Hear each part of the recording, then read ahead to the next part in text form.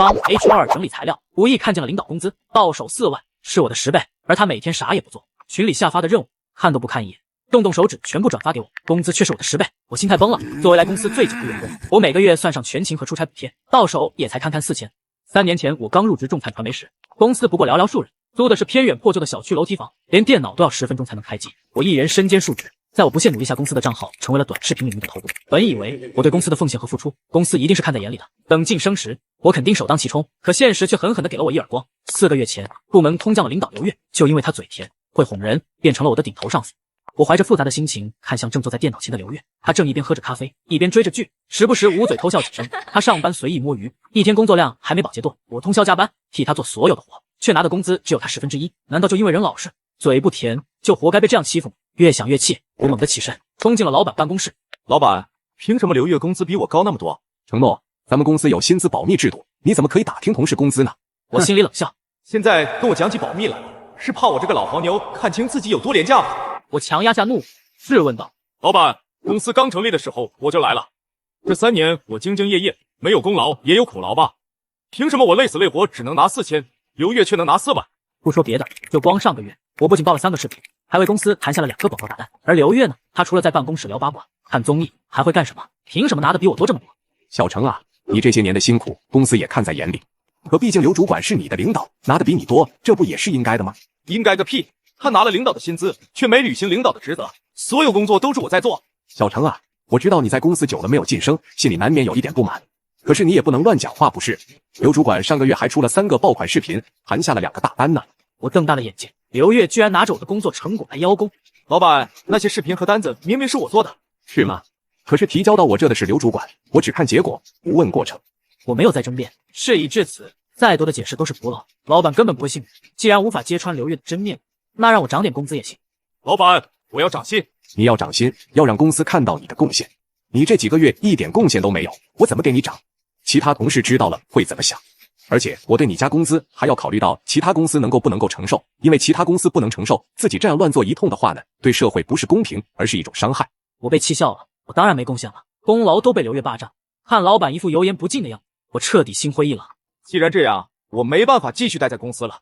每月4000的工资，付完房租和生活费后，已经所剩无几，根本攒不下钱，还没有任何涨薪的机会。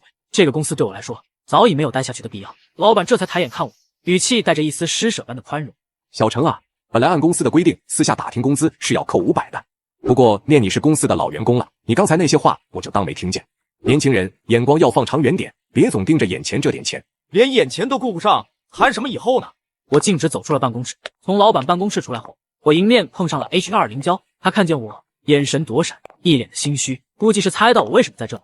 见他一副做贼心虚的样子，我没有急着离开。办公室里隐约传来老板和林娇的谈话声。老板，对不起，我当时忘记他在我旁边了。居然敢和我提涨薪，真是反了他。目光这么短浅，就知道钱，一点也不考虑公司的难处。说起来，承诺最近几个月加班越来越少了，估计早就想走了吧。我握紧了拳头，因为前几年加班太狠，我的体检指标各项数据已经亮起了红灯，加上工资实在太低，不得已下班跑外卖贴家用，所以才显得工作没以前那么猛了。但即使是这样，我的工时依然远超其他人。这林娇颠倒黑白，分明就是和刘越蛇鼠一窝。老板，万一不给他涨，他走了怎么办？那就让他走，公司没了谁都能赚。就是一个打工的，他不干有的是人干，大不了招几个大学生。都说了，工资3000就够了，又便宜又听话，不比老油条强多了。原来是这样，所以刚刚挽留我，并不是觉得我重要，只是觉得我用着顺手罢了。我满心期望能在公司做出一番事业，却被公司当作随时可丢弃的耗材，不仅没攒下钱，还差点把身体也搭进去。这些年的努力，仿佛都成了笑话。回工位时，刘越并不在位置上，他的电脑屏幕弹出一条微信消息，我下意识瞥了一眼，笑死，根本不用慌。那个老牛马家里穷得叮当响，没了这工作他咋活？肯定要在公司干到死，给他10个胆子也不敢走。我震惊不已，整个人愣在原地。刘越刚来时曾问过我到手工资、房租是多少，还和我聊过老家在哪，父母是做什么的。本以为是领导对下属的关心，我便一五一十全都说了，没想到是在打探我的家底。结果他知道我家里条件不好，独自来城市奋斗，没人撑腰，就肆无忌惮的压榨我、剥削我。正当我怒火中烧时，刘越突然发来消息：早上让你写的方案好了没有？要是老板那边误事了，小心我扣你绩效。本不想理他，毕竟马上就要离职了，谁还有空伺候他？但突然一个念头闪过脑海，我打开文档，删除了一些地方，然后点击了发送。主管，我已经写好了，你可以再检查一下，看看有没有什么问题。虽然嘴上这样说，可我心里明白，刘月这人肚子里一点墨水也没有，肯定看都不看就交上去。果然，文件被秒接受。随后，刘月抱着笔记本，急匆匆朝老板办公室赶，一看就是急着去邀功。写好辞职信后，我给刘月、林娇和老板周伟各发了一份。我起身，正好撞见从老板办公室出来的刘月，他一脸错愕，估计是刚刚才知道我要离职的事。没了我这个任劳任怨的老黄牛，真不知道他这个主管还能在位置上待多久。我无视了他，走出了办公室。打卡时间刚好是18点，这是我3年来第一次准时下班。等电梯时，正好碰见了隔壁组的李姐，她平时和我关系不错，见我要走，有些诧异。小程，今天这么早下班呀？李姐，我离职了，明天就不来了。什么？李姐满脸的不可置信，她转头看了一眼公司，凑近我压低声音：“是不是那个刘月又找你麻烦了？”我苦笑了一下，到底怎么回事？快和我说说。我今天有些累了，改天再和你说吧。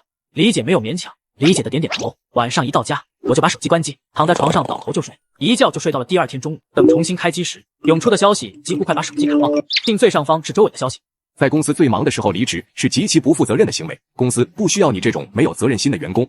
我松了一口气，本来还担心他们故意恶心我，硬拖着我不让走，没想到居然这么顺利。紧接着的是 HR 的消息：这个月你上了10天班，考虑到你加班后在公司浪费的水电和纸巾，以及电脑的折旧，扣除五险一金后，你还要支付公司16.5块，直接微信转我就好。赶紧给我滚！加班没有加班费就算了，头一次听说还要支付公司水电费的。我懒得继续掰扯，干脆利落的拉黑了他。正要拉黑刘月时，他又发了2个文件给我。小程，这2个方案记得写一下，天天就要发我。真是个傻叉，都离职了，谁还管你？拉黑了。这时，李姐的电话来了。小程，你现在感觉咋样？睡了一觉，感觉好多了。老板今天早会时候就阴阳怪气说，公司禁止讨论工资，违者罚1个月工资，还说不要觉得来公司久了就应该涨薪，公司只看重有价值的人。小程，你到底是为什么走呀？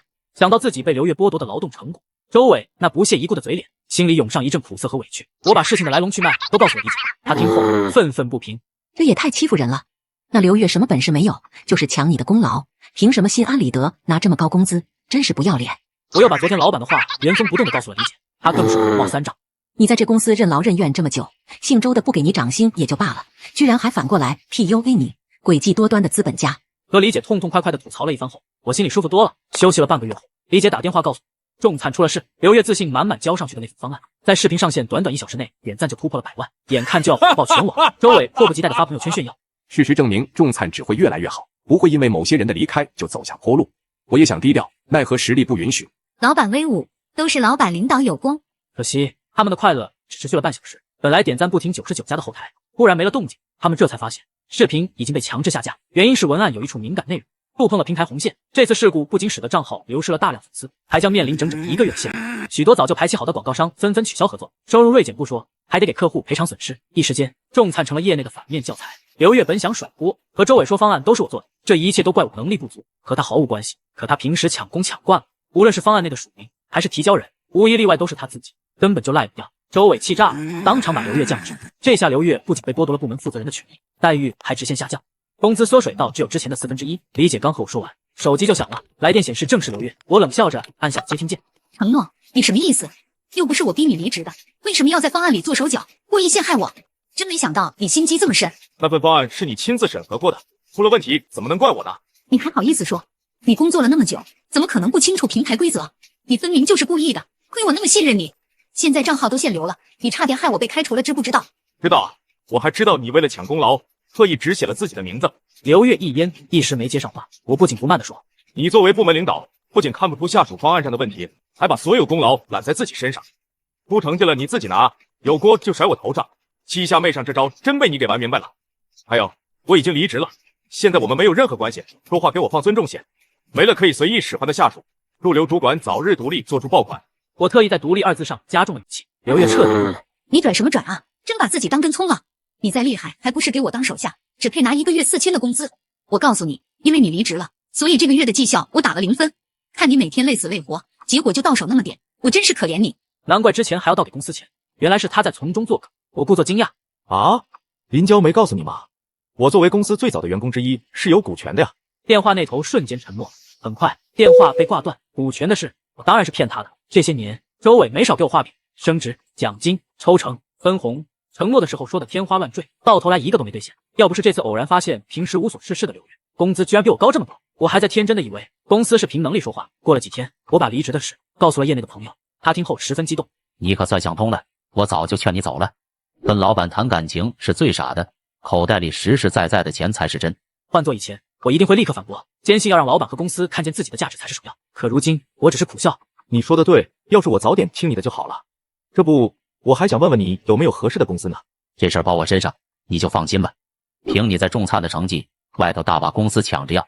朋友果然说到做到，仅1天时间就帮我内推了好几家公司。当我面试时展示出那些爆款作品时，每家公司都当场给了 offer。最后我选择入职了群星传媒，也是一家短视频领域的头部，他们给的待遇是最丰厚的，职位是新媒体运营主管，每月税前4万，抽成另算。我不仅从普通的专员升到了主管，还拿到了满意的薪资。入职第1天，老板张川特意找我谈话。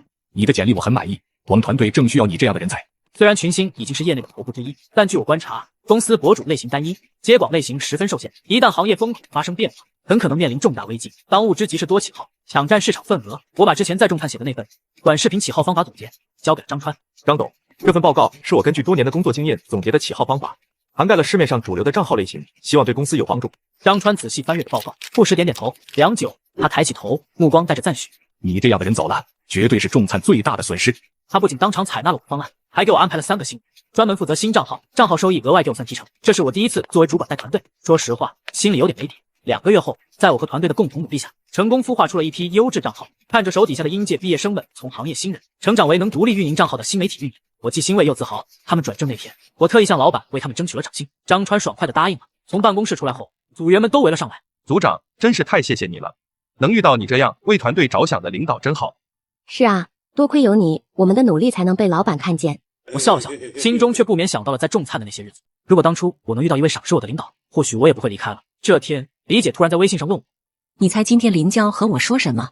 什么？他们问我你找到下家没？要不是你让我保密，我真想告诉他们，你不仅找到工作了，还升职加薪了。光想想他们的表情就觉得好笑。我有些疑惑，好端端的，他们打听我干啥？姓周的想让你回来呗，自己又拉不下这个脸，就让人事来问。让我回去。和李姐细聊后，我才知道周伟本以为我走后随便招个人就可以顶替我，没想到大家都嫌这个岗位钱少屁事多，来来回回走了5、6个人，始终没有稳定下来。几番折腾后，众灿逐渐跟不上平台规则的变化，多个账号接连被限流，又捉摸不透观众的喜好，新账号的粉丝寥寥无几。这时刘烨跳了出来，信誓旦旦地保证自己一定能带着众灿走出困境，让周伟再给他一次机会。他现在可着急表现自己了，前几天还有个视频小火了一把，但是呢是因为擦边才有热度的，被很多粉丝在评论区狂喷，狠狠地掉了一波粉。本来靠擦边火的就没办法接广告变现，周伟正生气呢，结果他居然要求周伟给他恢复原职，这不是往枪口上撞吗？被那姓周的臭骂一顿，在大群通报批评不说，还扣了3个月绩效，太搞笑了，真是活该啊！听得我心里十分痛快。这么一对比下来，那姓周的还是觉得你比较好用，任劳任怨的，又不会说大话。我估计呀，这人事马上就要找上你了。就在这时 ，HR 林娇打来电话，听说你现在还在找工作，大环境确实不好，工作不好找。不过爹你是众灿的初创员工，公司愿意再给你一次机会。老板说了，只要你肯回来，比原来再多做3个账号，之前的事情他可以既往不咎。我呸！恶心的我隔夜饭都要吐出来了。从前在众灿兢兢业业，得不到提拔也就罢了，现在发现我有点用，非但不好声好气求我，居然还要再给我家工作，天底下恐怕都找不出第2个这么心黑的资本家了。本想直接挂断电话，但他这么一番操作，让我心里始终憋着一股气。我故意说：“那你问问你老板，我回去是继续原来的工资呢，还是给我加点？”这样吧，咱们各退一步，只要你回来，工资在你原来的基础上翻倍不是问题。翻倍听起来是挺大方，可我算了算，因为原先的工资太低，翻倍后也就8000，也就刘烨之前的1/4不到。真不知道在周伟心里，我到底有多廉价，用这么点钱先把我骗回去，接着继续让我给公司当牛做马是吧？我强压下怒火，继续问：“那我回去是什么岗位呢？还是原先的专员？”林娇以为我已经同意回去，顿时摆起了架子。这个要看你表现。老板说了，只要你能再起15个账号，再带几个新人，等他们都能独立运营了，就可以考虑让你升主管。我彻底被他们的无耻惊呆了，看来之前在众灿真是把他们惯坏了，现在连装都不装了。我毫不客气的拒绝：“这钱实在太少了，你告诉周伟，如果他愿意给我5万的话，我可以考虑考虑。”5万？你疯了吧？你以为你谁啊？给不起就别来烦我了，我很忙的。电话那头忽然换成了周伟的声音：“大白天的就开始做梦了。现在大环境这么差，你这种去市场上3000块的工作都找不到的废物，还真把自己当香饽饽呢。公司肯让你回来就不错了，你怎么有脸狮子大开口的？”周总，公司只看重有价值的人，你想招像我这样有经验又有过爆款，还能带团队的人，就是这个价。不识抬举，以后别哭着来求我。没过多久，我就在招聘软件上看见了众灿的招聘信息，要求吃苦耐劳、服从加班、随时出差，有过带团队和起号的经验，薪资却是面议。更可笑的是，林娇在各个人力资源群和朋友圈里造谣我，说我道德低下，毫无责任心，在职期间消极怠工，还故意弄毁了公司的账号，把之前刘月那些事的屎盆子全扣在了我头上。有人当场提出质疑，指出账号限流期间我已经离职。林娇破防大骂，言辞不堪入目，被管理员踢出了群聊。群星 HR 告诉我这些时，我简直要压不住上扬的嘴角。我没有立刻归咎，而是先保留了证据。最近我不仅要负责原先的账号运营，还要协助新成立的直播部门。为了工作和生活的分明，我专门办了一个新的手机号和品牌方对接。这天，我突然收到了一条意想不到的合作申请，来自周伟。我盯着屏幕，反反复复确认了好几遍。头像上穿着西装，身材发福，头顶微秃的中年男人，不是周伟又能是谁？可众灿是 MCN 公司，并没有自己的产品，不可能和我们有什么广告合作。但如果是想搞我，完全没必要加我的新号啊。通过好友后，他立刻发了一段话：程经理您好，我是众灿传媒的周伟，久仰您大名，今天冒昧打扰，是想邀请您加入众灿，我们团队需要您这样优秀的人才。您放心，待遇绝对不会比您在群星差。如果您感兴趣，我们可以约个时间线下详聊。语气是我从没见过的毕恭毕敬。我愣了愣，这是要挖我？反应过来后，我足足笑了10几分钟。当初那个比虎朝天、对我不屑一顾的周伟，如今居然要这样低声下气的求我。等笑够了，我才回复：感谢抬爱，但我在群星目前发展的很好，暂时没有换工作的打算。程经理，您可以再好好考虑一下。我们公司的待遇非常丰厚，不管张川给您多少，我保证比他多30%。丰厚个毛，在你这周扒皮手底下干活，根本就是有命挣没命花。周总，您对我不太了解，我不一定适合贵公司。万一我真去了众灿，说不定您会觉得我也就这水平。程经理，您太谦虚了，我周伟最爱惜人才。您要是来了我们公司，我保证会给最好的资源，让您能在公司大展拳脚。他说的情真意切，看来是真的很想我去他的公司。要不是我真干过，差点就信了他的鬼话。真不知道他哪天要是发现，现在费尽心思想挖走的人才，就是当初被他嫌弃和逼走的老黄牛，又会作何感想？不过我也没心思再听他废话，毕竟没真想回去。工作并不是只看钱，有这样的老板，无论给多少钱都不能去。虽然我不再理他，但周伟并没有死心。程经理，我一定会用我的诚意来打动你。我现在只想在群星好好干。群星团队氛围融洽，各部门配合默契。我们小组主要负责直播带货的脚本撰写。从12月开始，每个人都忙得脚不沾地。元旦晚上7点，我们准时开播。可今天直播间的人数竟只有平时的1/4。我仔细排查了各个环节，都没发现任何问题。这时，一名组员在群里发了一条链接：你们快看，众灿直播热度全平台第1，几乎大部分流量都在他们那。我立即点开链接，才开播10分钟，直播间竟有10几万人，妆容精致的主播热情洋溢地喊着：今天直播间的宝宝们都太积极了，主播也感受到了大家的热情，大家动动小手点2个赞，把热度再顶上去。抽奖环节稍后就开始。我这才发现右下角有个显目的抽奖活动，点开一看，竟然要抽奖1万台的 iPhone 17 Pro Max。主播还在卖力介绍产品，弹幕却已经不耐烦了：能不能快点抽啊？被唧唧歪歪了。今天我必须要带苹果回家。抽我，求中奖！弹幕刷得飞快，直播间人数疯狂上涨，各式各样的礼物特效铺满屏幕。旁边的同事们不禁感慨道：这众灿真是大手笔啊，居然会想到用 iPhone 17抽奖来吸引人，吸引大量流量带货。抽奖确实能在短时间内带来不少流量，可奖品如此昂贵，最终能成功带来多少转化尚且未知。活动能不能回本，都要打个问号。以我对周伟的了解，他不可能这么大方。可我看着屏幕上的抽奖倒计时，上面清清楚楚写着准备抽奖1万台 iPhone 17。难道他这次真的下血本了？主播又硬着头皮讲解了10分钟，就在粉丝们耐心几乎要耗尽的时候，活动终于开始了。我也参与其中，心里不免有几分好奇。毕竟众灿最近数据拉胯，或许周伟为了挽回流量，真的花大价钱回馈粉丝了呢。出乎意料的，我居然真的中奖了。可当我仔细看中奖详情后，刚喝的水差点喷出来。恭喜中奖的宝宝们，只要在本直播间累计消费满3万元，就能免费获得一台 iPhone 17，这可是千载难逢的机会啊！大家千万不要错过。弹幕瞬间炸了，有病吧？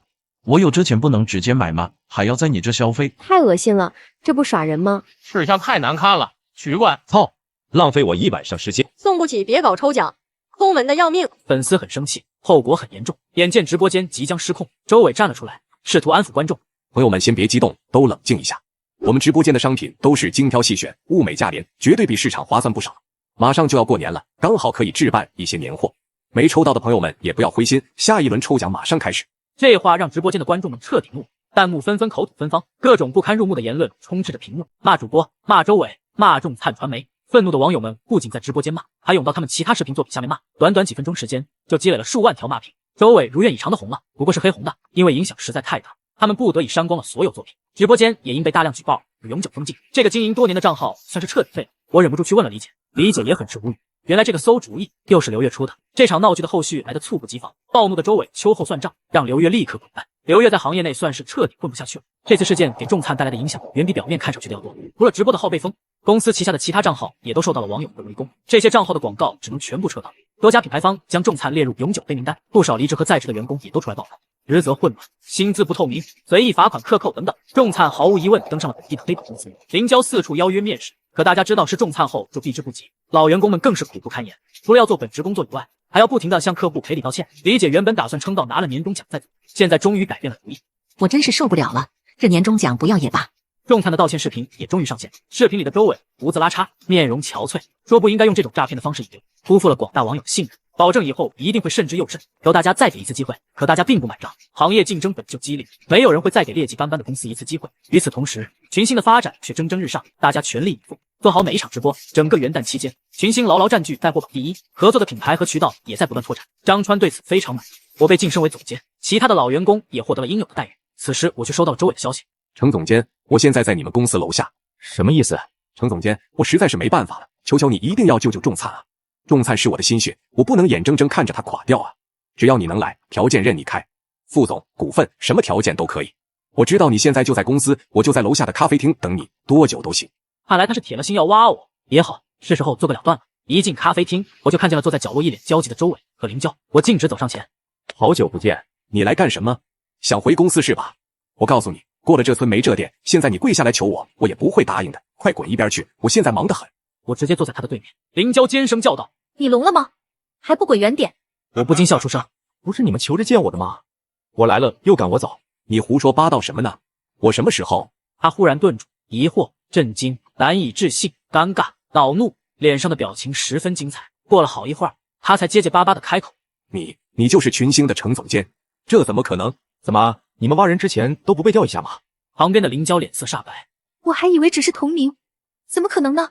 你明明连工作都找不到。你在各大人力群散布谣言，很可能会断送别人的求职生涯，让一个家庭从此支离破碎。你这种人，有点小权力就要用到极致，非把人往绝路上逼。证据我已经保存了，你等着吃官司吧。林娇瞬间瞪大了眼睛，连忙和我鞠躬道歉：“对不起，承诺，真的对不起。”我没再理他，转头看向还在震惊中的周伟。周总刚刚说，只要我愿意回去，什么条件都可以，对吗？承诺，人要向前看，过去的事情就让它过去吧。只要你愿意来，刚才那些我说话算话。他嘴上说的诚恳，脸上却写满不情愿。这也难怪，曾经被他百般轻视的老员工，如今要这样低三下四的请回来，还要给出股份和副总的位置，不亚于割肉放血。估计周伟都气得憋出内伤了吧？不难猜测，如果我真的回去了，又要面对怎样的刁难？可惜我只是逗逗他，并没有这个打算。不好意思，我还是觉得群星更适合我目前的发展。